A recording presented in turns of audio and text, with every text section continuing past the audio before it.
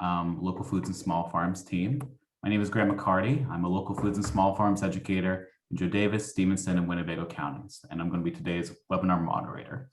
We're so glad you've joined us for your hour lunch. Please note that this presentation is being recorded. As you can imagine, sometimes it's pretty difficult to deliver in-depth, actionable information in 1 hour, so please put your questions in the chat box during the presentation. We'll do our best to make sure all questions are answered at the end of today's presentation. The chat box can also be used for all other technical questions related to the webinar, such as sound issues or other technical problems you might be encountering, and we'll try to be able to help you out there. After today's presentation, you will receive an email, which will include a link to a recording of this webinar and also a link to a very short evaluation. We really want to hear from you what you think about our webinars, so please take some time to fill this out. If you'd like to fill out the evaluation survey immediately after the webinar, you may find a live link in the chat box today as well. Before we begin today's presentation, please complete the demographic poll here in Zoom. If it hasn't automatically popped up for you, click on polls in your webinar toolbar. This is very much a voluntary demographic forum that helps Extension continue to provide programs like this for you. So now that some of our logistics are out of the way, I'm very pleased to be joined by today's speaker. Jeff Hakey is a Midwest transplant. He's originally from Massachusetts. He moved to Illinois in 2014 to become the Farmer Training Program Manager for the Land Connection, and eventually met and married his wife, Katie Funk. They, along with her brother, now operate Funk's Grove Heritage Fruits and Grains in McLean, Illinois, where they grow, process, and package flour, baking mixes, and fruit leather products in collaboration with the Funk family's maple syrup operation. Jeff also consults on marketing and other food systems work in Central Illinois and is the president of the region's chapter of the National Young Farmers Coalition. So thanks for joining us today, Jeff, and I'll turn it over to you. All right, thanks, Grant. As Grant said, I'm Jeff Hake with Funk's Grove Heritage Fruits and Grains. We are a small farm here in Central Illinois, just south of Bloomington. About a 20-minute drive south. If you're familiar with Funk's Grove Maple Syrup, you're very close to where we are. We're just down the road from the syrup shop, and what you'll hear you hear a couple of things from me as I'm going through this presentation. One is that we derive enormous benefits from being associated with the syrup shop, as far as resources go, as far as reputation and exposure go, all those things. You also hear just how lucky that that makes us. And you also might hear that I'll keep going back to things. Our farm is not linear, nor am I necessarily a linear thinker or doer of things. So if I reference back to things, you might hear me repeat myself a few times. But also, if you have questions at the end, I love answering questions and using that as a way to jump into things. So please, if you think of anything, write it down and we'll cover it at the end. So yeah, as Grant said, I was working for the Land Connection and I met my now wife, Katie Funk, who's the sixth generation of the Funk family that's been in Funk's Grove since the 1820s. I met her in 2016, ostensibly as part of my job with Land Connection. She and her brother were wanting to start what is now our farm. And I met her so that I could help them get started. That was my job then, working for Land Connection. And we hit it off. And in 2018, I moved here and we started this business. So yeah, that's a bit about how we got this all started, but I'll try to give you a little background of the geography here, because I think that's helpful and instructive to understand what the physical landscape is like first here. So I'm hoping you guys can all see that I've just moved to a second slide. In this picture, we have Route 66 going directly diagonally down the map. If you're familiar at all with Funk's Grove, you're probably familiar with Funk's Grove Pure Maple Sirup. It's been in operation since 1891. And aside from about a decade span around World War II, it's been a continued operation doing commercial sales of maple syrup since then. We are now doing about 2,000 gallons of syrup a year. And if you're wondering, because people get wondering this time of year, the syrup shop will be opening on this coming Monday, the 8th. We'll finally have enough syrup ready and bottled for folks to pick up. And if you ask me, it's the best maple syrup you can find anywhere. It really is exceptional.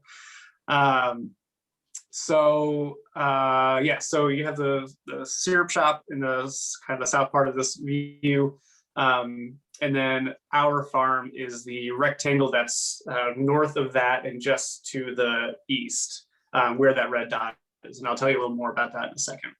But just to give you an idea of what the landscape is like here, Funk's Grove is pretty much typifies one grove with beans around. It's a sort of isolated wooded timber area, mostly hardwoods, that kind of pop up in pockets around the general Illinois Midwest prairie, usually formed by the fact that some geographic anomaly will stop the prairie fires from burning through and weeding out most of the large trees.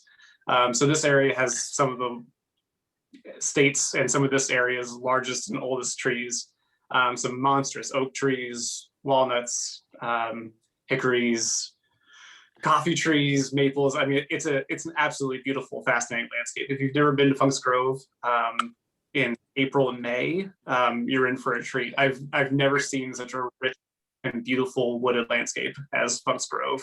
The wildflowers and the wild ramps and everything is just blooming in a complete riot in the spring. So if you've never been out, make this spring your time to come out. It's going to be another great year. So the syrup operation, what you see on the left is my favorite photo of my brother-in-law. He looks like a maple soldier. This is from an article in the Tribune from a few years ago. What you see on the left is what people expect more from a syrup operation, where we're using steel buckets attached onto taps onto the trees.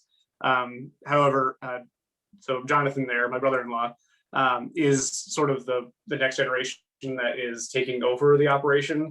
And he's not alone in finding that the buckets, while very nostalgic and very nice, are extremely laborious. I'll be actually going to collect buckets this afternoon, but we don't do many of them anymore because they're backbreaking work. So with more, what we're doing now is what you see on the right, which is a vacuum tubing system. And there are a couple thousand trees now connected through a tubing system all throughout Funk's Grove, similar to what you see in that picture. So the last slide, I'll talk mostly about the syrup shop, is just to show you the products that are already made through the syrup operation. So the top photo there is all the classic, just pure maple syrup varieties. On the left is a new bourbon barrel aged syrup we've made. That is a collaboration with Whiskey Acres up in DeKalb. They send us barrels, or we pick up barrels from them that they have already made whiskey in. The syrup basically just sits in there for 3 months, closely monitored and all that stuff, so the barrels don't dry out and crack and leak. And it just absorbs the bourbon flavor from the staves of the barrels, and it tastes absolutely. And it's, as far as a business person goes, that's a product right there. It's very popular, and it's very pure maple cream, pure maple sugar, pure maple candies. These products are all made by either my wife or her brother. Again, premium maple products, and it's all just maple syrup. There's nothing else in it. Maple ice cream is a new thing around here. Again, I'll vouch for it any which way. It's completely delicious. It is a separate business technically, but it's operated out of the commercial kitchen at the syrup shop. And that product is just salt, cream, and maple syrup. And it's, again, totally phenomenal. Okay, so more about Funk's Grove heritage fruits and grains itself.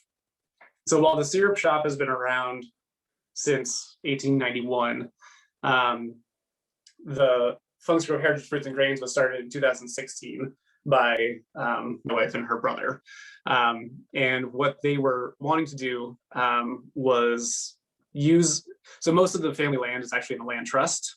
And in fact, their parents, Mike and Debbie, only own outright these 9 acres here, which are separate from the timber, are separate from the syrup operation.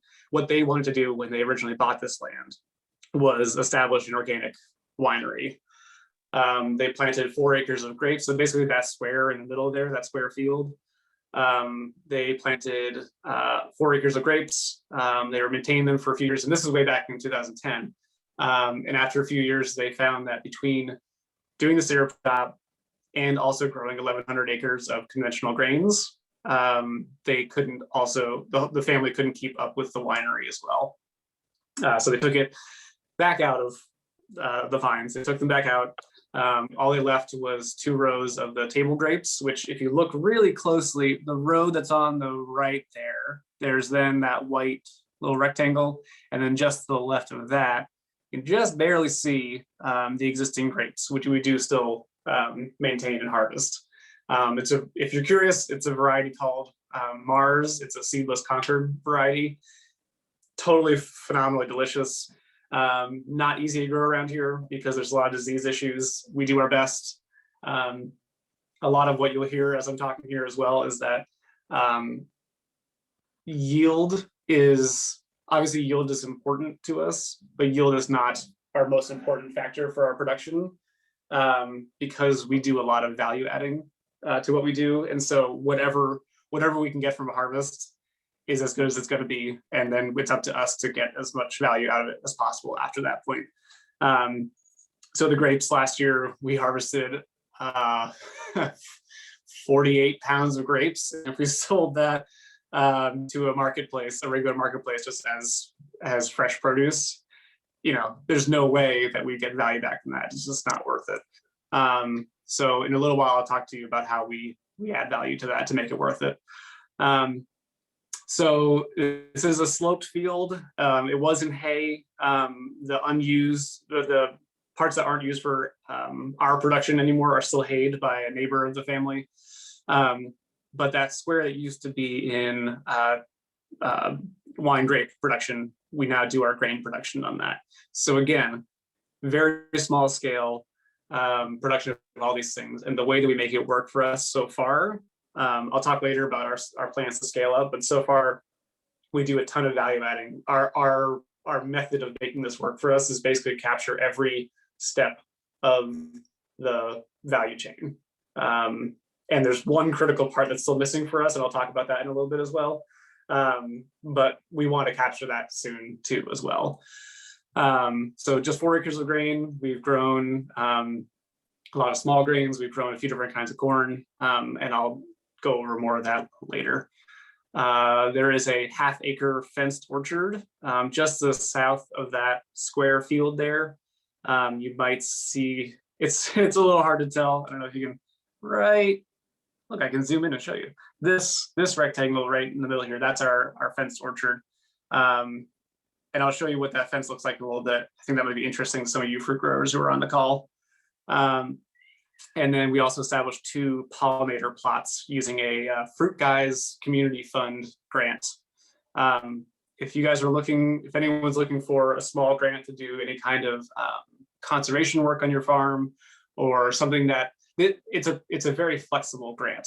It's only a couple $1,000s. We got a $2,000 grant from them to establish pollinator plots, add bird houses and bat houses on the property. And it was totally great. So these 2 little white rectangles here and here are our pollinator plots. And you'll see a little more about those in a bit. The reason they are white in these shots is because that's what the satellite happened to go over when we were solarizing them with plastic to kill down the grass underneath, which sort of worked. I'd be happy to tell you more about our experience with that if you're so inclined. And then, so there we do have additional rented ground. We're running off well water. There's a pole barn on the property. That's that little red square there. That was in really bad shape. And we started using the property back a few years ago, and we've since rehabbed it and even held a couple of events in it. But it needed a ton of work. We almost tore it down, but I'm glad that we saved it. There is a commercial kitchen at the syrup shop that we have access to. Again, one of those immense benefits of being associated with the syrup shop is that they let us use the commercial kitchen for free, as long as we clean up after ourselves and are responsible, using the space. And then I'll talk more about our sales venues a little bit, but the sales through the syrup shop are still our main outlet for our products. And it's been a real boon for us as we started our business. I saw someone asking about the grant. Should I save questions for the end? Yeah, we'll get to that question at the end, and we'll find it as well for the folks. Okay, cool. Okay, so this is our field from the ground, that square field you saw. That is not our house in the background. That is a neighbor's house. We live in McLean, which is just north of there. We live about 7 minutes from our farm. What you see in the picture there is my brother-in-law doing the grain, the Warthog hard red winter wheat harvest in 2019. We had 2 acres of that. Warthog hard red winter wheat has basically been our mainstay since we first harvested in 2017. It was a variety that we got from Janie's Mill. Janie's Mill is a larger regional mill over in Ashcombe, Illinois, I think. And we're on such a small scale that Harold Wilkin, who's a wonderful farmer and mentor and friend to us, I think he just gave us the grain. He was like, here, like we're such a small scale that he was like, he's like just overrun with wheat, and to give us like a couple bags was nothing. But that's become the foundation of our products. It's a really delicious hard red winter wheat with decent protein, and the most important thing about trying to grow small grains in this region is that it needs to have a decent amount of disease resistance. And so far, we've pulled off having decent crops every time we've tried to grow it, despite the enormous amount of disease pressure. A couple other things I will say. We did try doing some spring grains, and so far we have no plans to go back to trying to grow spring grains. When you plant in the spring, you are dealing with much more weed pressure because they'll basically have the same opportunity to grow at the same rate as the grain you're trying to grow, which means they win unless your cultivation program is just outstanding. So we've done winter. We have failed miserably doing spring grain so far, but our winter grain production has been fantastic. And what you see here is a Alice Chalmers all crop 66 harvester. I'll mention this again later, but a lot of our struggle of trying to do both small grains and small grains on a small scale is that the equipment, we're in a vacuum of useful equipment. Even as far as farming goes generally, Central Illinois has a particular deficit of this kind of equipment. We are lucky to have Commodity Traders International, which is, I can't remember what town it's in. It's not far from here though, Commodity Traders International, and they specialize in this kind of small farm equipment. But that's not actually where we got this. I saw someone ask this, so I might as well answer that question. That's actually not where we got this. I think we found this at an auction, which is the biggest favor we can really do ourselves, is just constantly watching auction sites for anything like this that has been sitting in someone's barn for a long time. And almost no one wants it, so we can find good prices. The seed cleaner that we have right now costs, I think like $600, and they should cost so much more than that. But it was part of an auction that was mostly selling just enormous tractors and really big pieces of equipment. And my father-in-law was there to get something for the organic acres they're working on, and he was like, he saw the cleaner and texted us and was like, "You want this?" Like, yes, we will absolutely take that. So we got a real deal on that, but it's hard to find this kind of scale appropriate equipment. But this thing works great. It took a ton of work to repair, but for what we're trying to do, absolutely perfect. And it gets pulled by this tiny little tractor that the Funks had. And it does a great job. So I think that's all I have to say about this. Just another view of pretty much that same field, but it's what we call the top of the field instead of what you just saw, which is the bottom of the field. You can see the grapes way out to the right there. And what's in the ground here is, this is last fall, we planted a winter barley called Violetta. That is a two-row winter barley that should be appropriate for malting. We're hoping to do some malting experiments. We did apply for a SARE Farmer Rancher Research Grant to look into the efficacy of winter barley for malting, but we were not funded for that grant, which was really unfortunate. But it's already in the ground. We have more to plant, so we're going to try it out anyway, and see if we can be producing malting grade barley for local brewers. It's going to be a lot of work, but this is what we do here, is we experiment a lot, and we try things. And especially this phase of our business where it's worth noting that my wife works full-time, I work part-time, Jonathan works full-time. We subsidize ourselves with off-farm income. So right now we have the flexibility to do a lot of learning and a lot of trying and failing and succeeding at different things. So this barley will be another one of those experiments. And if it doesn't work out at all, either we can try, if it's not good enough for malting, maybe we can mill it. If we can't mill it, maybe we can sell it for feed, and then move on to something else. Okay, so yeah, this is that fence I was talking about for our orchard. This was quite an ordeal getting this done, but we decided to, instead of doing one single very tall fence for very springy deer that can jump over a 10-foot fence if they are really interested in doing it, we built two 4-foot high fences 4 feet apart from each other. So you have to build more fence, although it is shorter, so that's nice. But all the research we did told us that this was just as effective at keeping deer out. And for my background in landscape horticulture and also for some of our interests in doing some more just interesting kinds of production on our farm, whether it's brambles or it's keeping livestock or whatever, this double fence gives us some interesting new options for some interesting landscape features. And I will say that watching the snow this winter and looking for damage in the orchard, the deer did not manage to get into this area. So you could see that they tried. You can see the hoof prints all around the fence, checking the corners. They tried, but they did not get through this. So I think if it's good for a whole winter, we should be good.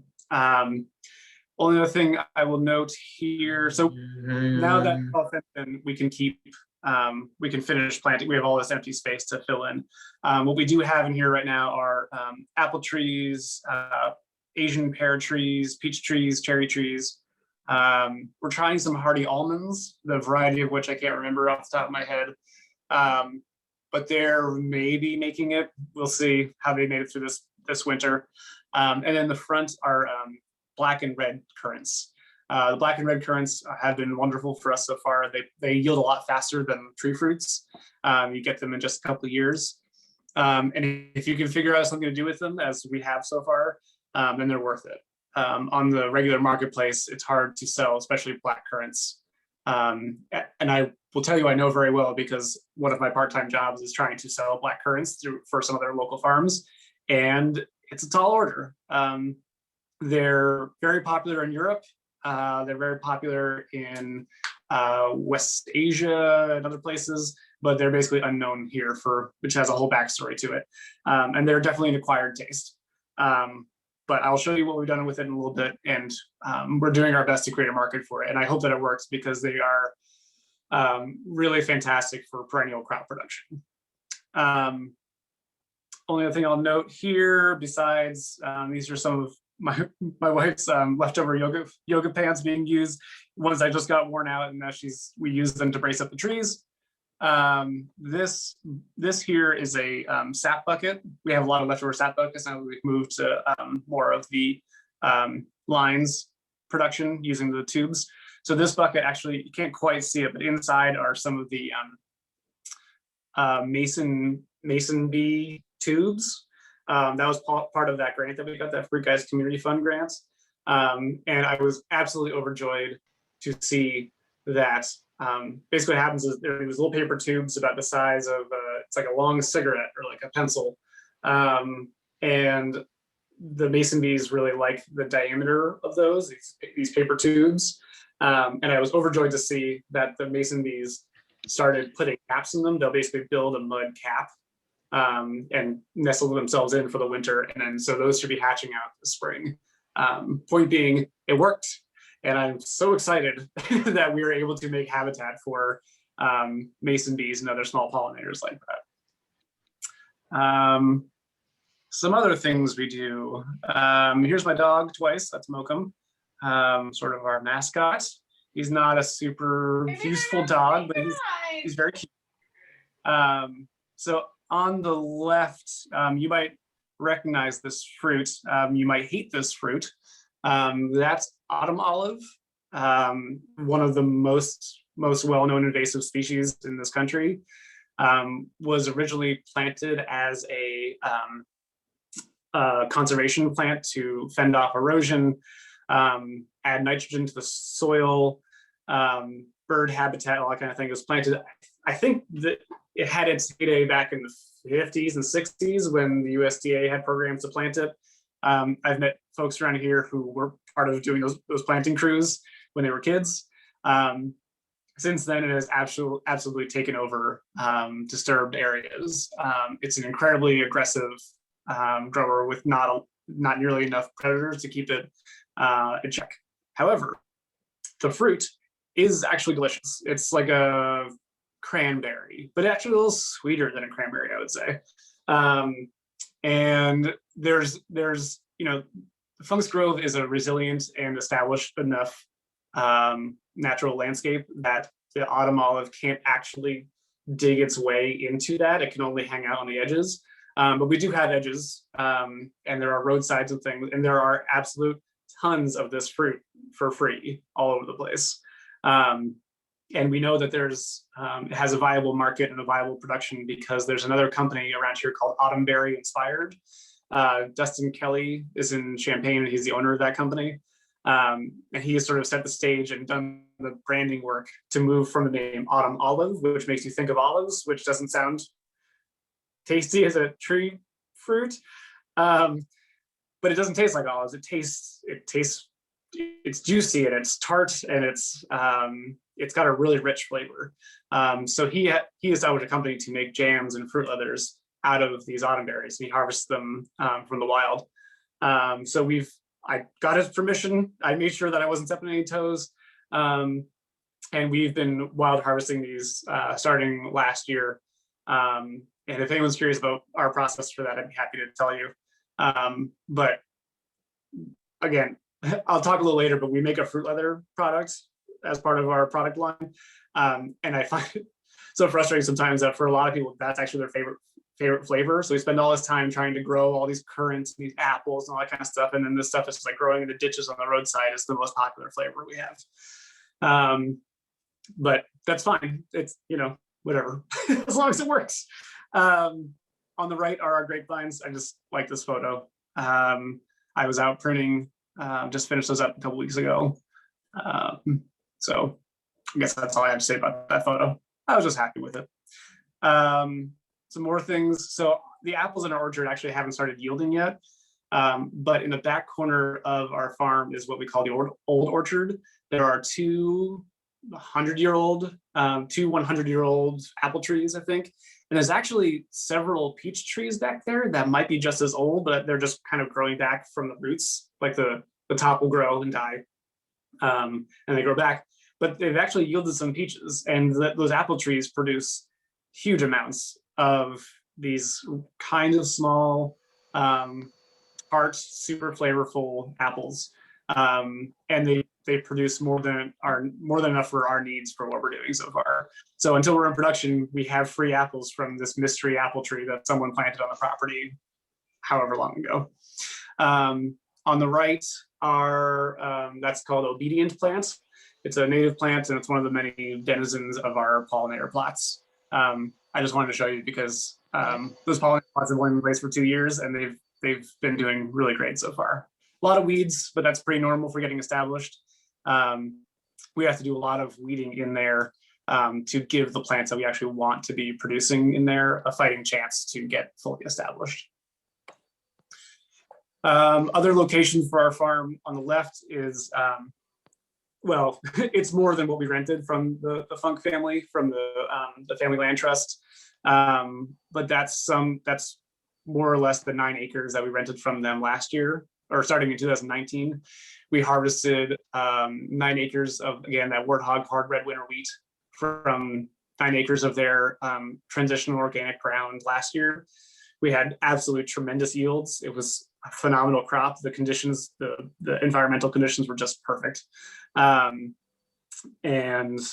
So we have far more wheat than we currently need for our markets. So we're trying to expand our markets a little bit. And so yeah, we're not just on that 9 acres. This is a separate 9-acre field that's part of a larger 100-acre field. If you drove past the syrup shop last summer, you may have noticed among all the corn and all the soybeans, there was one field that looked completely different. And if you're driving up 55, it really stuck out. And in a really great way, because a lot of people were like, I haven't seen anything like that in a long time. So it's a fun thing to be a part of. On the right is just a picture of the timber. Those large leaved trees are all pawpaw trees. And I'll talk about that more shortly. But basically what you're seeing here is the beginning of at least the largest pawpaw grove that I know of. It's absolutely enormous. Really, again, just more amazing things in this area that I've found myself in. So our product line, we have the basics, which are selling our whole grain, selling our whole grain, so whole wheat berries is how they're usually called, wheat berries, which is very confusing because they're not berries, but that's what they're called for some reason. So we sell the whole grain, we sell the flour, and that's kind of the basics. The baking mixes have kind of been our staple product. So we started with the top left there, this Rustic stone ground whole wheat pancake mix. All that is our own flour with pure maple sugar, salt, and baking powder. And then we've since moved on to a few other products. This is basically the same thing, but it has cornmeal in it. Some folks insist that pancakes are supposed to have cornmeal in it for just the texture and the flavor. And we had it, so we included it. Johnny cake mix, it's basically a corn pancake, excuse me. That's just cornmeal, sugar, and salt.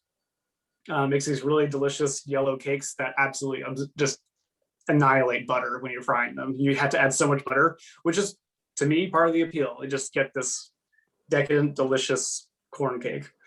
Maple bran muffin mix, again, using our own bran, our own flour, maple sugar, baking powder, baking salt, baking soda, and salt. And then our fruit leather, which I'll talk about a little more in a moment here. And we have seasonings too, and I'll get to that in a second as well. This is our Floriani Flint corn. If the warthog hard winter wheat is the staple small grain that we grow, then this Floriani Flint corn is our staple corn. Totally gorgeous. Was originally bred in Italy, and again, pretty easy grower for our area, and produces absolutely stunning yellow, like bright, rich yellow cornmeal. with red accents in it too. It's really got a lot going on visually and flavor wise. It has, I know people use the word nutty to describe flavors a lot, but it authentically has, it smells almost like peanut butter when you open up a container of it. It's really cool. And so I was talking about capturing the whole value chain. We try to help our customers do that too. So what you see on the right and in the center. So in the center is a cornbread stuffing recipe we came up with, where you can buy our Johnny Cake mix, adapt it into being a cornbread, and then adapt that recipe into a cornbread stuffing. And we worked with Prairie Earth Farm in Atlanta last fall to basically they did the veggies and we did the cornbread stuffing. We made the recipe, and that stuff was absolutely delicious. I was very proud of what we came up with there. And then top right is another recipe that we provide. It's basically adapting our pancake mix into a cookie. So we try to share. We're working on getting all these recipes up on our website, and we want people to be encouraged to do more interesting things with our mixes. It helps us sell them. It helps diversify what we're doing without having to come up with new products. And they're really good. Like we don't try to put recipes out there that we're not proud of. And those pancake cookies with chocolate chips, phenomenal. So just an example for your product development, business development stuff. On the left is a product that is really good, but we have since stopped making because it is just it's so much work. We make a maple caramel corn, and then we adapted that also into a bourbon maple caramel corn. It was very popular. It was really good, but it just takes so much work, and we just haven't gotten back to it yet. Maybe someday. But what we're doing with our popcorn instead is we came up with this bumblebee mix. We basically had a hybrid yellow popcorn, and we had Dakota black popcorn, an heirloom type, and so we just mix them together. My brother-in-law's girlfriend did the drawings for this. She's an extremely talented artist. And she put these illustrations together real quick for us. And so we've just been selling the bagged popcorn like that. That's also a lot of work, but it's not as much work as trying to make maple caramel corn, especially on the scale that we're on. So fruit wowzers. This is what we do with all the fruit.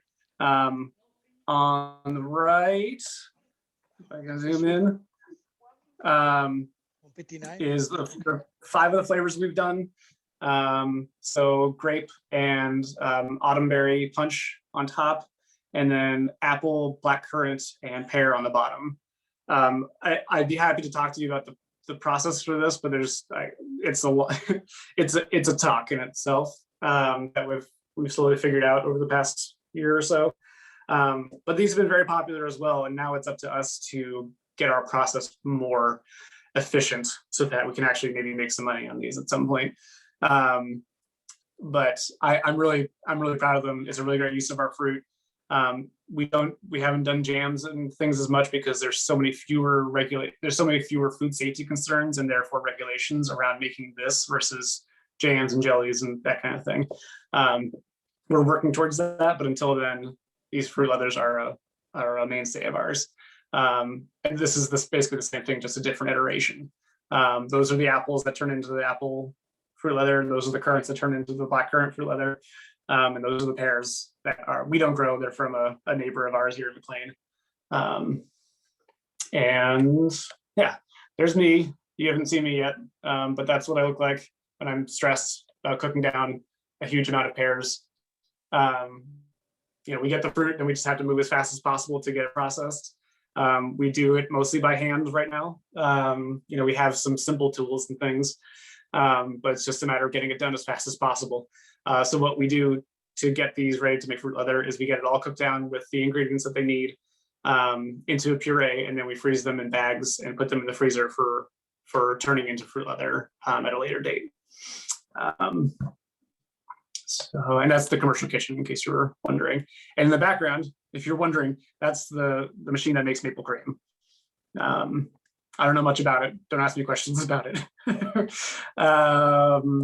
This is the the very short-lived red currant fruit leather. This was super tasty. We didn't have a ton of fruit and it sold super fast. I'm really looking forward to our harvest this year, so I can make more of this. Seasonings, hell yeah. So I was really excited about this. If you're familiar with ramps, ramps are a wild onion that grows in wooded areas, rich wooded areas like Funk's Grove, and Funk's Grove has an awful lot of them. So I harvest just the tops of the plants, and then rather than digging them up or anything, I just do the top green bits. And then I dehydrate them and powder them. And then rather than trying to sell the powder, which is, it's super time intensive and it had to be really, really expensive.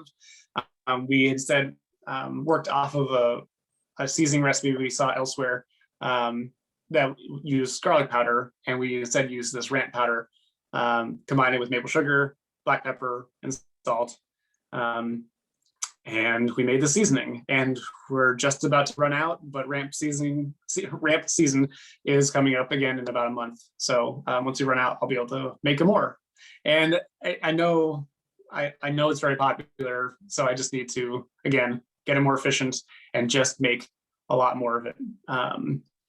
And one last thing I'll say about both the seasoning and the fruit leather is what's great about these is that they are shelf stable, high value, and shippable. So when we're ready to scale up and start offering these beyond Central Illinois, when that happens, we have two great products to do that with. The pancake mix and things also work well for that, but they're just heavier. They're lower value by weight. So whereas this stuff is, we sell the maple ramp seasoning for $9 for 2 ounces, I think. But it's super potent. It's delicious. I'll vouch for it any day. And I think people really like it.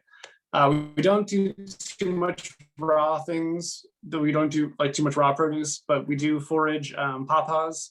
There's tons of pawpaws in the woods here. I will always tell people, don't make fruit leather out of it. I did that one time. It'll make you sick. So I don't do that anymore. I am hoping to make maybe like a pawpaw butter someday. But until then, I've sold pawpaws through the syrup shop, through Green Top Grocery in Bloomington, and through to a couple breweries and to restaurants and things. And on the right are also ramp flowers. They taste like regular ramps, but they come up in the middle of the summer. And I've sold some of those too. It's a harder sell just because people don't know what they are. But once they do, they're also delicious. Marketing. So there's us on the shelf at Green Top on the left. There's a picture of me and Katie and Jonathan. In the center are just two things on social media. So this is, we recently sold, there's our Johnny Cake mix being sold through Urban Produce up in Chicago. We don't get into Chicago too much, but they reached out to us. And so we sent them our biggest order ever of Johnny Cake mix and Muffin mix. We sold them 95 packages of each. And that was super exciting. And we get distributed to households in Chicago, which is something we could not do ourselves. So those kinds of collaborations are always wonderful. This is also a Timber Feast farm, which is in Chatsworth, Illinois.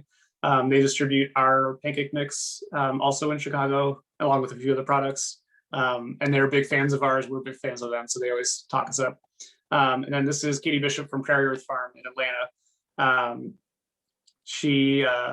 She's a huge supporter of ours. She's actually how Katie and I met. She helped me sneak a surprise engagement with Katie. She officiated our wedding. She gave me my dog.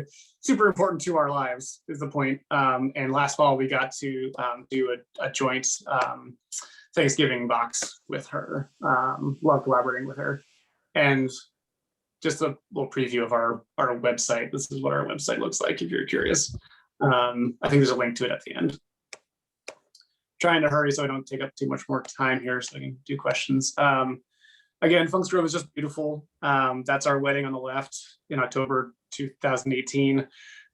Just an absolutely stunning place. And on the right this is Katie leading a yoga class at the farm last fall. One of her ambitions from the start was to do more of her yoga instruction on the farm, and we're hoping to get more into that this year. We're building a special platform that can move around the farm for that purpose. In these COVID times, she hasn't been able to teach at her home studio here. So we're hoping that we can do more classes out there and do it in a responsible way if there's good weather. Few more ambitions for the coming months and years. I want to grow mushrooms. I might be able to start getting into foraging more mushrooms, syrups and sauces with their fruits. Maybe we can get into vinegars, when we do all that processing of fruit for the fruit leathers. A lot of fruit scraps that we just haven't really utilized yet. But I sure like to. Making vinegar, it really isn't that difficult. It just takes time to let it cook down. Time we have, as long as we don't have to be spending it actively making things. We do want to have some on-farm dinners. Our long-term ambition is actually to establish a diner on our farm. I'm completely enamored with just like a classic American breakfast, and being able to establish a eating establishment like that, roadside Route 66 style classic diner, but with all locally grown food. That's our big dream. That's what I'm angling at. When do more classes and tours, maybe have a value-added subscription service. We need to get onto a lot more ground, so we can start growing more things, planting more perennials, and we need to widen and deepen our markets. Someone was asking before, on the left is actually not maple being tapped, that's actually walnut. That's another new thing we're trying this year. We're tapping some of the black walnut trees that are out in Hunts Grove. And one more thing, speaking of syrups and sauces, we're almost ready to roll out a black raspberry maple sauce. We wild forage black raspberries from all around the Grove. We've had them in the freezer for a little bit, and we're experimenting to see if we can finally roll out the first of our sauces using the black raspberry. I will tell you, it's phenomenal. It's so good. So we're just doing all the work to make sure we're in compliance with all the regulations, with the labeling, making sure that the bottles seal properly, that it is at the right bricks level, all that kind of stuff. Just one more thing. Occasionally, things just come your way when you're not expecting them. This is a seed cleaner. So that's my father-in-law. He's 6 feet tall. This thing is enormous. It's made of oak. And it was sitting in a building that was being demolished in Bloomington. And someone called us and said, "Do you want this?" And we said yes, because obviously. We haven't gotten it fully operational just yet, but occasionally just amazing things happen, and I am enamored with this piece of equipment. That's actually all I have. That seems like plenty of talking. I'd love to answer some questions if people have them. Great, thank you, Jeff. Yeah, we do have some questions. I think we're probably also all really hungry too, with all the photos and descriptions of things that you've talked about. One of the first questions we had was, you mentioned your Fruit Guys farm grant, and I have placed them in the chat box, but I wonder if you could share a little bit more about that grant that you received and the potential with it too. Yeah, I mean, they give grants for a wide variety of different interests. Ours was more on conservation. The way we were thinking about it for us was wanting to institute some small conservation practices, but not necessarily having the time or the funding to do it ourselves. So we focused our grant ask on that. But I mean, they'll fund new infrastructure on the farm, high tunnels, and kind of like other things. But it's a pretty wide open grant. The reporting is super easy. The application is quite easy, and it's not a ton of money. But if you have like one small thing you want to kind of chip off of all your plans, it's a great way to do that. So I highly recommend it. Yeah, I don't know when it opens next. You'd have to look into that. Regarding your pollinator plots that you established, any kind of like best practices that you might recommend as far as just prepping the seed beds? And then to kind of follow up with that, there was another question about, is there are these in CRP, or do you have CRP or CREP land on the property too?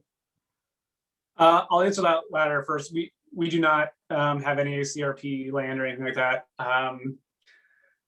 A lot of it is just that our farm is so small, and we do hope to eventually be doing some kind of production with all of it sooner or later, that getting involved in those programs on our 9 acres so far just hasn't been worthwhile. Once we're on larger ground, I mean, you know, a lot of the benefit that we have is that we can be looking at those weird pieces of land that a lot of farmers avoid because they're weird shaped or they're too small of an acreage, whatever. That's our sweet spot. But even those spots, sometimes there's, you know, might be an acre here or there, or a strip that might be perfect for doing some of those programs.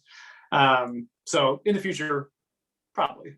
For prep, the easiest thing I can say is just look up the Xerces Society. That's XERCES Society. As far as I'm concerned, they are the resource to turn to for learning about how to prep those kind of beds and getting pollinator plots established. And if you get talking to the right person there, they love talking about this stuff. So I have a lot of recommendations, but I could go on about that for quite a while. I'd say ask Xerces first. Yeah, and they should be able to help you too if you're deciding on your pollinator seeds as well. Was that kind of what you used to, or did you use another guide? We got advice from them, and then eventually we purchased from Prairie Moon Nursery, I think. Yeah. They were very helpful, and they helped us, you know, put together the details on that Fruit Guys Community Fund grant as well. Great. There was a lot of dialogue about equipment auctions in the chat box, and there was a lot of suggestions. Do you have any suggestions of, you know, equipment auctions or places you were able to, you know, acquire some of this equipment? Not the one that we follow a lot is we're on the Illinois High Bid auction, I think it's called HIBID. And we get their newsletter. But I mean, that'd be better if someone wants to. Let me ask my father-in-law. He kind of haunts all those auctions. He spends a lot of time with them, and I could get a better list for people if I just ask him. I spend my time looking at, you know, Craigslist and that kind of stuff, but some of the details about the auction houses, I do better to ask him. So I'd be happy to ask him and email the group if that is helpful. And for folks that are seeing the chat box, there was some discussion of different suggestions as far as, you know, finding the auctions and some other ones that were mentioned. For some of your new fruit trees, did you go for full size or dwarf or semi-dwarf? Semi-dwarf was what we went with. The dwarf, I don't know. There's benefits and drawbacks to each.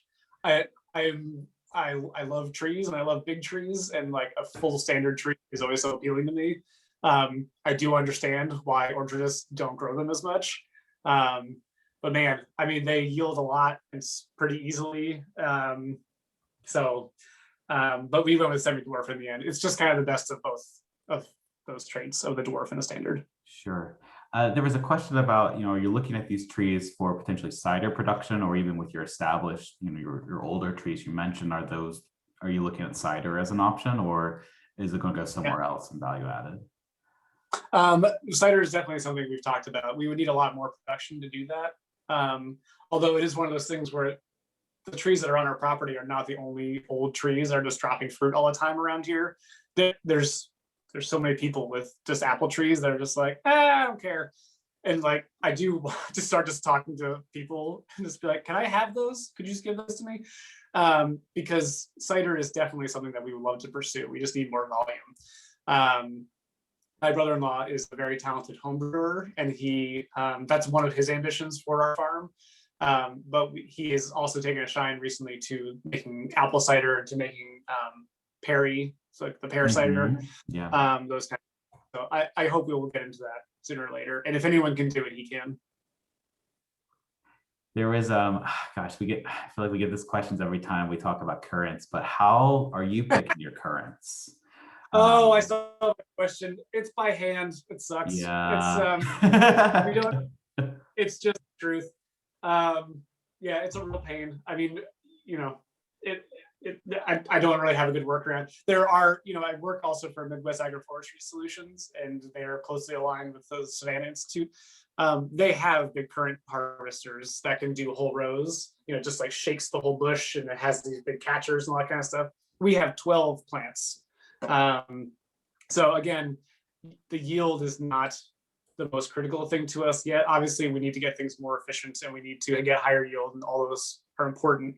But we make the time for it now because we're adding a ton of value to those things, and we can more or less pass along a lot of those costs to the consumer. For your wild ramps that you're harvesting, what is the rule of thumb that you have for how much to leave behind and how much to harvest? I don't mean to overemphasize it, but there's so many. There's a lot. There's an awful lot here. So that's one thing to keep in mind, is that there's a population that's hard to make a dent in. But also, I don't harvest. I don't harvest bulbs. I don't even harvest. I mean, except for myself, very occasionally, I might take like a few, but I'm taking so few that I don't think about it too much. Like, it's seriously like just a couple from a huge patch. But for the leaves, I only harvest the leaves. I only harvest the tops, and it's like the top, maybe half of the plant. So there's still half a leaf, and then the stem, and then the bulb. And I'll take, maybe if there's a patch, I'll take maybe like a quarter of the leaf tops off of it.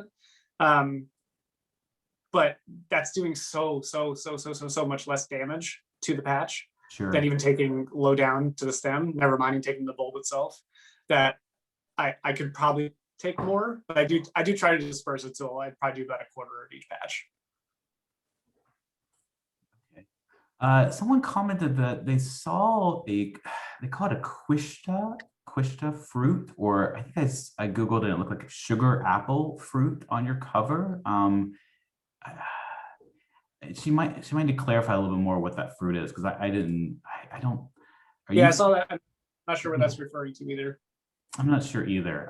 So she can, in the chat box, please, reference what you might be meaning. We're going to try to get through a couple more questions, folks, but you're going to have to, we got a little bit of time left. Any difficulties with off-target herbicide drift from neighboring fields? If yes, how is it affecting maybe your goals of growing foods, potentially without chemicals? Yeah, for the most part, I mean, you might have noticed on that, lots of terrors. Let's see. So yeah, this is our field here. We do have, this whole timber here, which extends another 100 yards or so to the left. That's a pretty good effective barrier. There's lots of woods here as well. We do have there on the grapes, on the leaves, we do seem to be having some kind of early season herbicide problems on the grapes, which are incredibly sensitive to drift. And it could be dicamba coming from a long ways away, and that's very potent at very low levels. So we don't have too many issues. I think that's the only place on the farm that I've ever seen any issues at all, and I don't have a clear idea of where it's even coming from. I do hope to move on to some wider acreage. This here is the closest conventionally managed field. So far we've been safe, is the short answer. Okay. We have a pawpaw question. We have about 3.5 acres, and they'd like to do a tree or two. How long until kind of fruit production? They have started them as seed pods, and they just never took, of course. Yeah, I think they're usually considered like 8 to 10 years to fruiting. So I mean, to be fair, we don't grow them cultivated at all. It's all just wild pawpaws. Wow. But that's what I've heard is 8 to 10 years. And then kind of a follow-up to that one fruit question we had. She said it was a black fruit with lots of terror segments from it. Maybe it's I don't know what photo she's referring to? I'd Okay. like to figure it out. It's like a fun mystery. Yeah, The so wooden- the fruit is in the wooden bowl on the cover.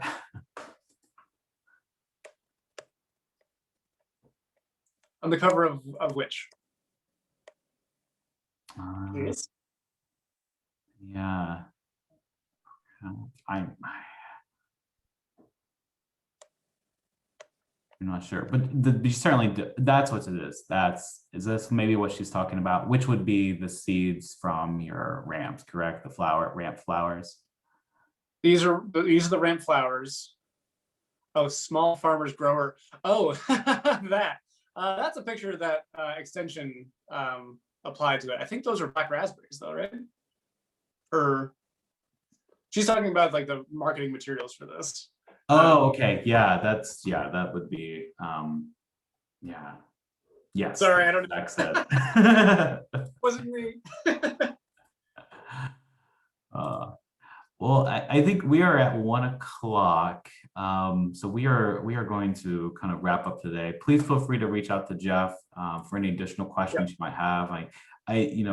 We certainly really appreciate you joining us this year, Jeff, and especially as we are able to share more about what farmers in Illinois are doing. So thank you again for sharing your work and the insights you brought today. I'd also like to thank you all for joining us today. And hopefully this presentation has, of course, given you some new ideas of what you can put in place yet this winter.